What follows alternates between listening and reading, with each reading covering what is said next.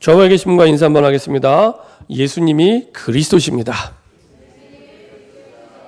우리 한 번 더 인사하겠습니다. 그리스도께서 모든 문제를 완전히 끝내셨습니다. 우리 한 번 더 인사드리겠습니다. 예수님의 유일한 관심은 구원입니다. 네, 그렇죠. 예수님의 유일한 관심은 구원밖에 없습니다. 우리는 10가지, 20가지, 100가지, 1000가지, 10,000가지 너무 많은 관심이 있지만 사실은 예수님의 관심은 구원밖에 없습니다. 그래서 우리가 왜 고민하고 낙심하고 어려움 드냐? 예수님의 관심에 우리의 관심을 안 맞추기 때문에 그렇습니다. 예수님의 관심에 우리의 관심, 우리의 마음을 담으면 그때부터 누가 하냐? 우리가 하는 게 아니라 하나님이 하십니다. 그렇죠? 그게 참 쉽고 되어지는 길입니다.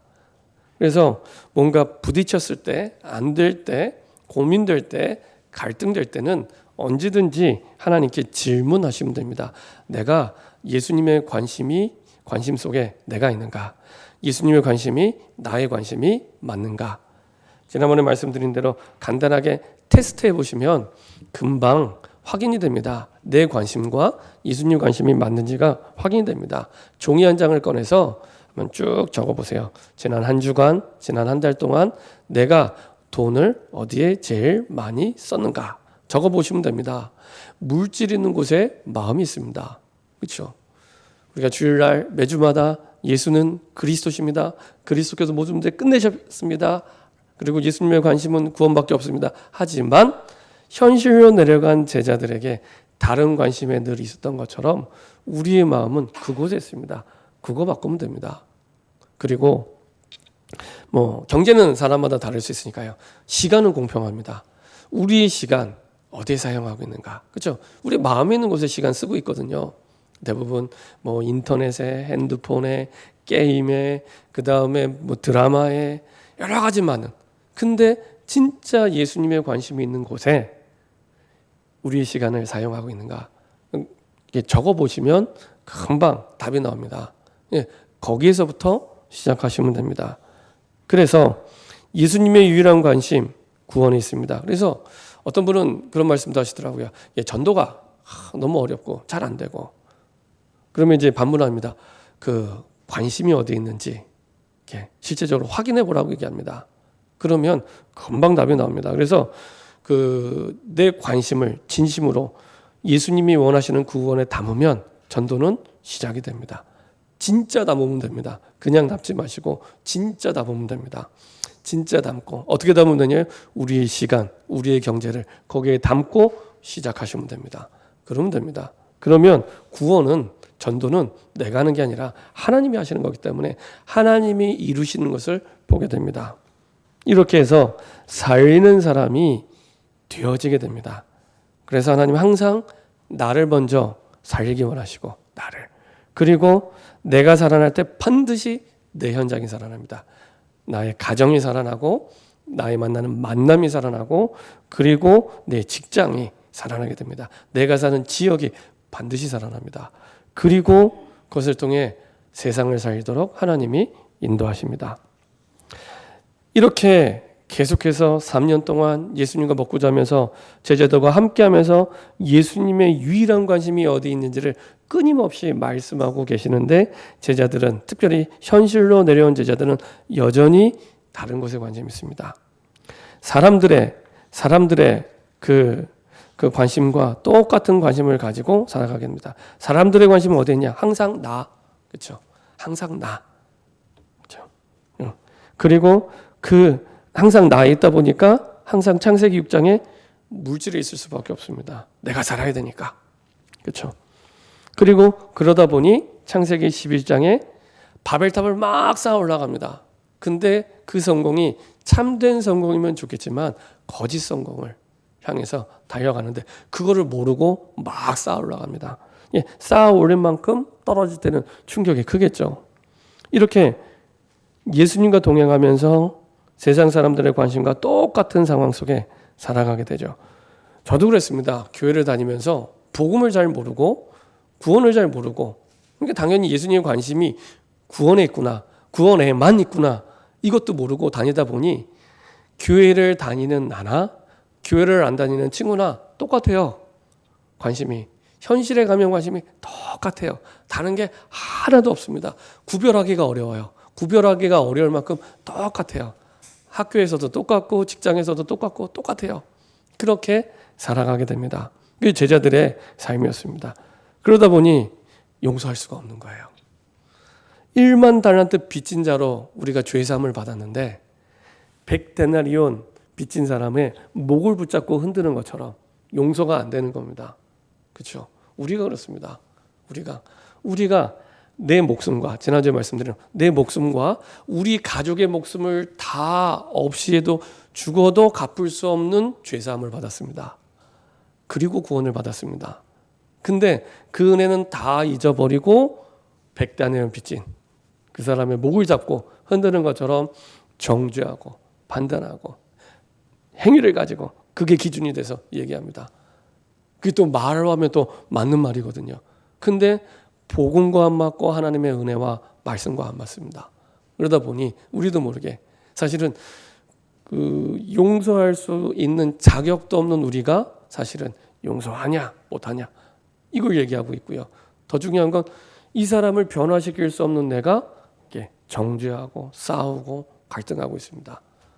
하나님이 하셔야 되는데 내가 구원받을 때 내 힘과 능력이 1도 포함되지 않았던 것처럼 하나님이 전적으로 하셔야 되는데 우리는 우리가 주인 돼서 내가 변화시킬 수 있는 것처럼 이제 정죄하고 판단하고 얘기하고 이렇게 하죠.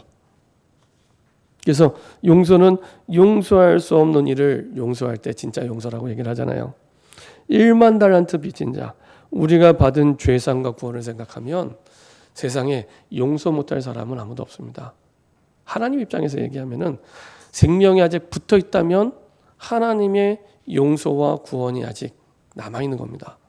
그렇죠? 아무리 흉악범이라도 아무리 악질 범죄자라 할지라도 사실은 하나님이 포기하셨으면 데려가셨겠죠. 생명이 붙어 있는 한 용서받을 기회, 구원받을 기회가 있거든요. 근데 우리가 주인 되는 것처럼 우리가 용서하냐 마냐 이렇게 생각을 합니다. 그래서 우리가 어디에서 구원받았는지 우리가 어떻게 구원받았는지 그 배경과 이유를 안다면 정말로 이 사람을 향해서 사실은 용서할 수 있고 기다려줄 수 있고 기도해 줄 수 있습니다. 1만 달란트 빚진 자이기 때문에 1만 달란트 빚진 자이기 때문에 그래서 우리가 마음은 있지만 할 수 없는 건 힘이 없기 때문에 그래서 영적인 힘을 갖춘 영적 서밋이 되도록 그렇죠. 영적 서밋이 될 때 우리의 모든 상황 모든 일 속에서 하나님의 답을 보게 됩니다. 구원받은 우리에게 모든 문제가 끝났는데 하나님이 원하시는 게 이거였구나. 그때부터 문제는 문제가 되지 않습니다. 그렇죠? 문제가 문제되는 건 답이 없기 때문에 문제가 되는 겁니다. 답을 보게 되고 확인하게 되고 그 정도가 아니라 발판이 되고 축복이 되고 그리고 그것 때문에 우리의 기능이 하늘의 복을 누리게 됩니다. 그렇죠? 영적 서밋의 축복 속에서 우리에게 주신 기능, 산업이 살아나서 빛의 경제의 축복을 누리게 됩니다. 그 속에서 하나님 주신 증거를 붙잡고 영향력 있는 문화 서밋의 응답을 누리게 됩니다. 그래서 우리의 가는 곳마다 사단의 나라가 무너지게 되고 세상의 나라를 살리게 되고 하나님의 나라가 임하게 됩니다. 이런 축복이 우리의 가는 곳마다 준비된 사실은 축복과 응답입니다. 근데 이게 대단한 능력이나 힘이 필요치 않습니다. 겨자씨만한 믿음만 있어도 됩니다. 겨자씨만한 믿음. 겨자씨만한 믿음이 있어도 생명력이 있기 때문에 하나님은 산을 옮길 만한 큰 응답 이전에 산을 옮길 만한 믿음으로 자라게 하십니다. 나는 조금 하나님 주신 언약을 붙잡고 정말 겨자씨만한 믿음을 가지고 시작을 했는데 진짜 그 믿음 속에서 내 믿음을 먼저 바꾸세요.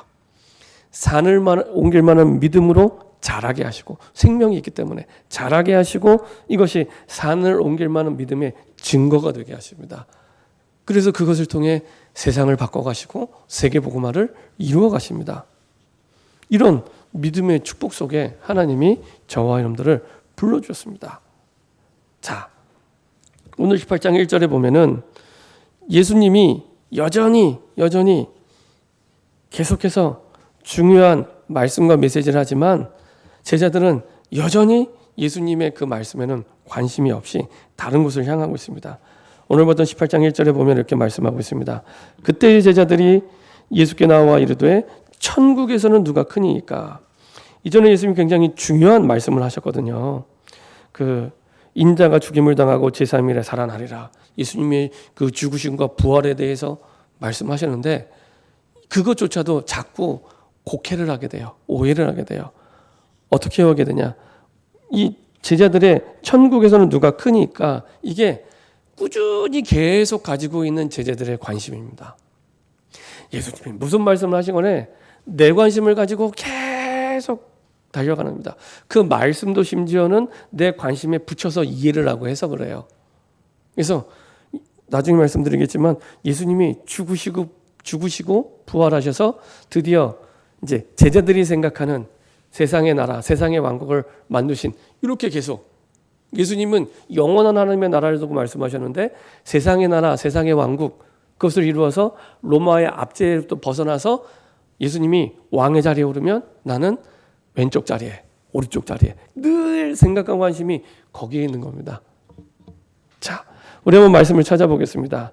여기뿐만 아니라 마태복음 20장 21절입니다. 계속해서 변함없이 그 관심을 가지고 가죠.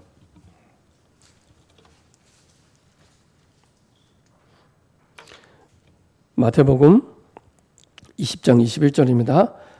같이 한 목소리를 합독 하겠습니다.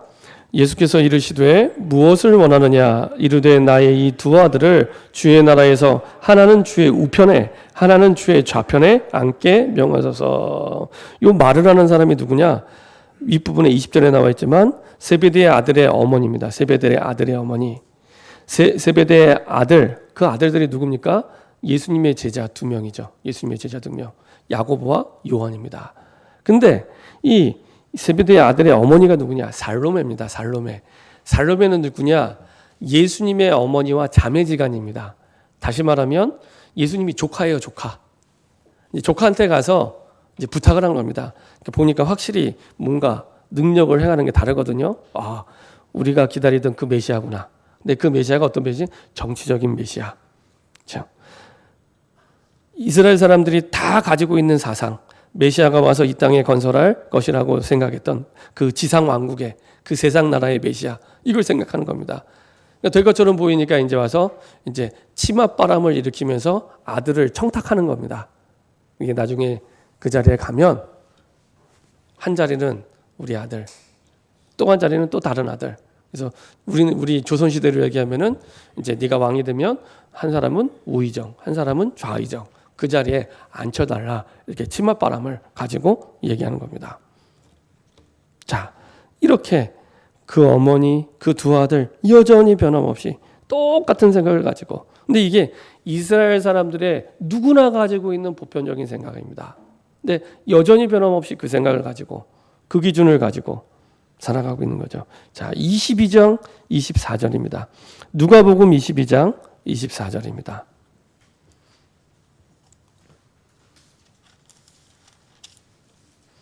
누가복음 22장 24절입니다. 예수님의 최후의 만찬 때도 또 싸우죠. 누가복음 22장 24절입니다. 같이 한 목소리로 합독하도록 하겠습니다. 또 그들 사이에 그중 누가 크냐 하는 다툼이 난지라. 그렇죠? 여전히 변함없이 계속해서 그 최후의 만찬의 자리에서도 누가 크지? 이제 좀 있으면 이제 예수님이 죽으시고 부활하신다고 하니까 이제 그 왕으로 등극할 날이 얼마 안 남으니까 더 치열하게 싸우는 거죠. 자, 심지어는 예수님의 부활 이후에도 그 생각은 변함이 없습니다. 사도행전 1장 6절입니다. 잘 아시는 말씀이죠. 예수님의 부활 이후에도 이제 승천을 앞두고도 똑같은 생각을 가지고 합니다. 사도행전 1장 6절입니다. 같이 한 목소리로 합독하겠습니다. 그들이 모였을 때 예수께 여쭈어 이르되 주께서 이스라엘 나라를 회복하심이 이때니까 하니. 요 이스라엘 나라에도 그 보편적인 이스라엘 사람들이 가지고 있는 생각 속에 이스라엘 땅에 건설할 거라고 생각해서 지상 왕국, 세상의 나라, 그렇죠? 그걸 얘기합니다. 이제 보니까 이제 부활까지 하셨기 때문에 곧 이제 왕이 되실 것 같거든요. 이제.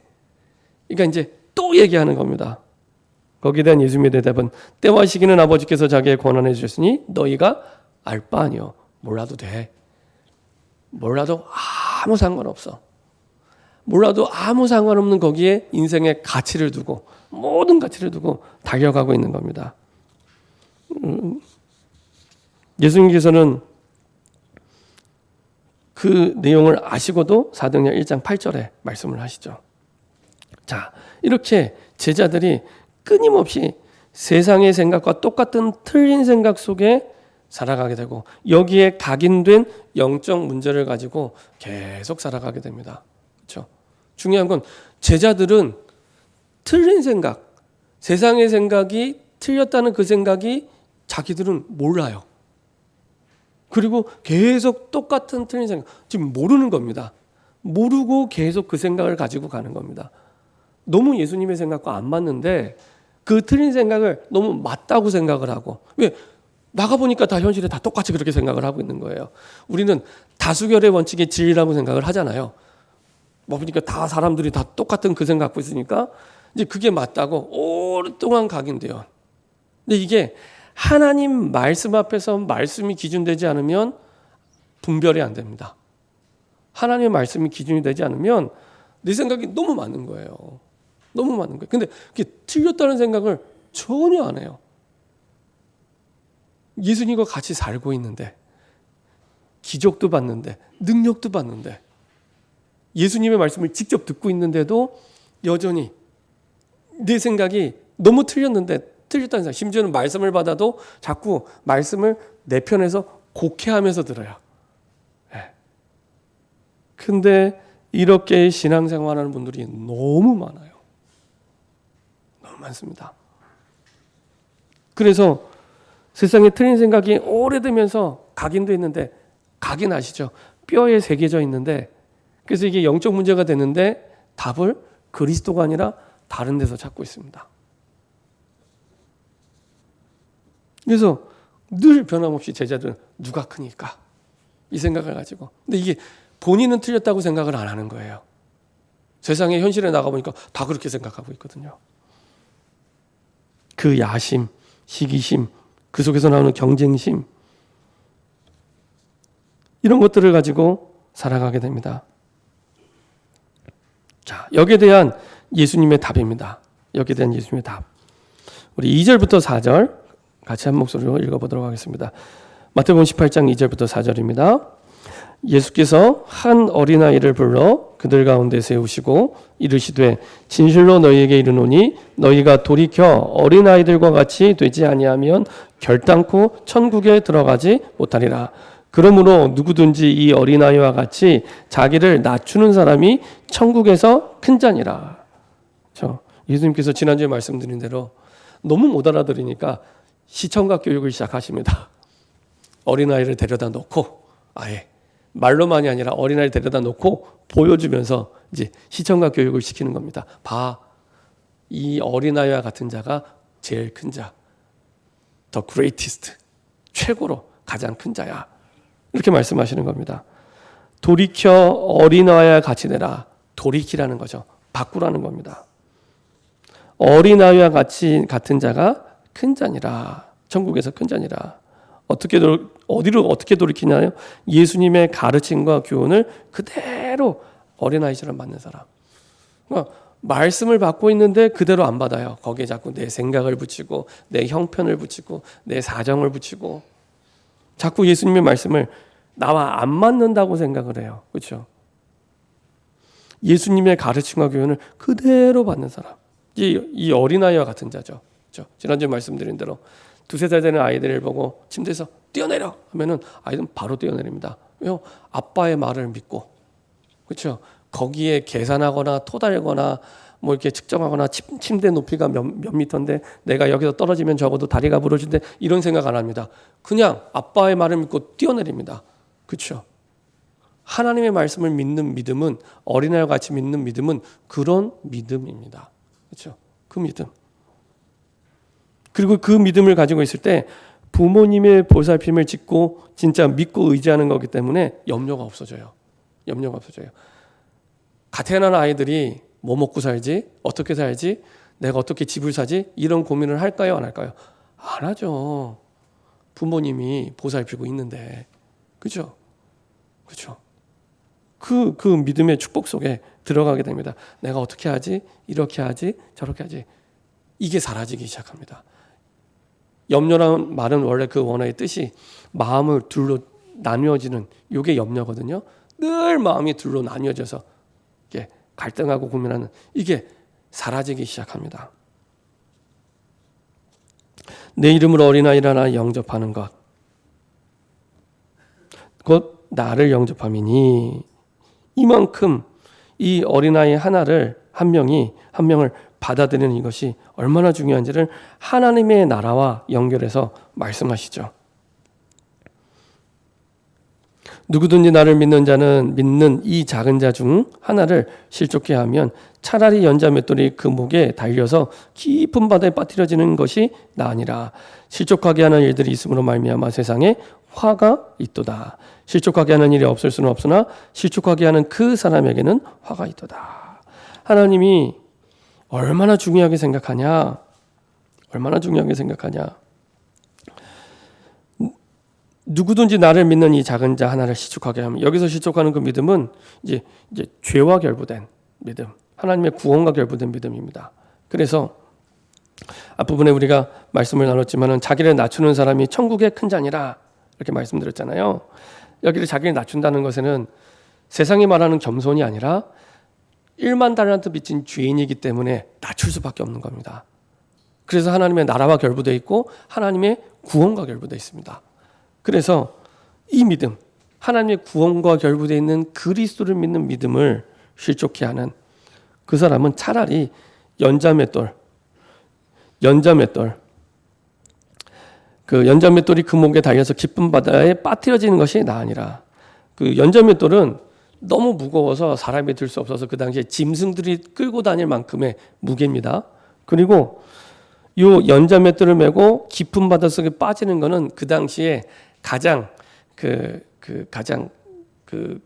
가장 최고 악질 그 죄수들이 받는 형벌입니다. 그 당시에 가장 악질 죄수들이 받는 형벌이 연자 맷돌을 가지고 절대 빠져나오지 못하게 깊은 바닷속으로 던지는 겁니다. 그렇죠? 그게 낫대요. 이게 하나님의 구원과 결부되어 있는 그리스도를 믿는 믿음이기 때문에 그렇습니다. 그렇죠? 조금 다르게 얘기하면은 확실하게 멸망받을 것을 의미하는 확실한 멸망과 영원한 형벌. 저는 이렇게 그 중국이 선교사님들을 계속 내쫓잖아요. 보면서 계속 나라 안에 뭐 이런저런 문제들이 일어납니다. 지진도 일어나고 기근도 일어나고 여러 가지 어려운 문제들이 일어나는데 뭐 그런 고통을 당할 수밖에 없겠구나라는 생각을 늘 합니다. 왜냐? 구원과 결부된 하나님의 나라를 방해하는 일들을 계속하고 있어요. 러시아도 마찬가지고요. 공산주의 사상 자체가 무신론을 전제로 하기 때문에 그렇죠. 당연히 성경과 반대될 수밖에 없습니다. 그러다 보니 사실은 그런 고통이 찾아올 수밖에 없습니다. 그렇죠. 이 믿음을 실족해 하면 세상에 화가 있을 거라고. 그건 개인이나 나라나 민족이나 변함없습니다. 그렇죠. 하나님이 가장 싫어하는 거, 하나님의 유일한 관심은 구원밖에 없는데 그거를 막는 일을 하고 있으니까 당연히 하나님이 이렇게 하시겠죠. 심지어는 또 얘기합니다. 만일 8절에 내 손이나 내 발이 너를 범죄하게 하거든 찍어내버리라. 섬뜩한 말씀하시죠. 장애인이나 다리 저는 자로 영생에 들어가는 것이 두 손과 두 발을 가지고 영원한 불에 던져지는 것보다 나으니라. 만일 내 눈이 너를 범죄하게 하거든 빼어내버리라. 한 눈으로 영생에 들어가는 것이 두 눈을 가지고 지옥불에 던져진 것보다 나으니라. 그 말은 네가 지금 소중하게 생각하는 거 있어? 그거 붙잡고 지옥 가는 것보다 그거 빨리 버리고 영원한 생명, 하나님의 나라 들어가는 것이 훨씬 나은 거야. 비교할 수 없을 정도로 그거 찍어버리려잖아요. 그렇죠? 영원한 인생을 두고 우리의 사는 기간은 점과 같이 짧은 인생입니다. 그리고 영원한 시간이 준비되어 있는데 그 영원한 시간을 두고 차라리 그 손 잘라버리고 영생을 얻는 게 낫지. 죽으면 다 썩는데 그것을 자르고 영생 얻는 게 낫지. 다리가 범죄해서 다리 자르고 영생 얻는 게 낫지. 사실은 이렇게까지 섬뜩하게 얘기하는데도 제자들은 못 알아들었거든요. 그러니까 너무 나 중심의 생각을 강하게 가지고 있다 보니 그 틀린 생각을 틀렸다고 생각을 못하고 이렇게 강하게 말씀하시는데, 그렇죠?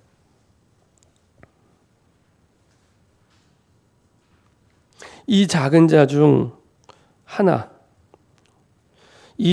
하나도 업신여기지 말라 너희에게 말하노니 그들의 천사들이 하늘에서 하늘에 계신 내 아버지의 얼굴을 항상 뵈느냐. 이 작은 자, 그렇죠? 우리가 볼 때 보잘것없고 어리고 힘없고 누구든간에 생명이 있든 그 작은 자라도 하나님이 천사를 보내서 보고 계시다는 겁니다. 그래서 이 사람을 힘들게 하면 그 천사를 통해 즉시 하나님이 보복하시겠다는 그런 말씀이거든요. 그렇죠? 이만큼 하나님이 그 작은 자 한 영혼이라도 하나님의 모든 관심을 가지고 하나님이 이끄시고 인도하고 계십니다. 이게 하나님의 마음이고 하나님의 뜻입니다. 그렇죠? 이러한 응답 속에 우리에게 하나님이 인도하고 계신데 그 가운데 가장 시급하고 중요한 현장은 우리의 후대입니다. 우리의 후대. 우리도 모르는 사이에 우리의 관심과 우리의 생각 속에 우리 후대가 너무 많이 방치되어 있어요. 그러다 보니까 이번 주도 그렇고 지난주도 그렇고 이렇게 뉴스를 보면서 깜짝깜짝 놀라는 게 마약이 너무 보편화되고 있구나 이런 생각을 하게 됩니다. 마약이.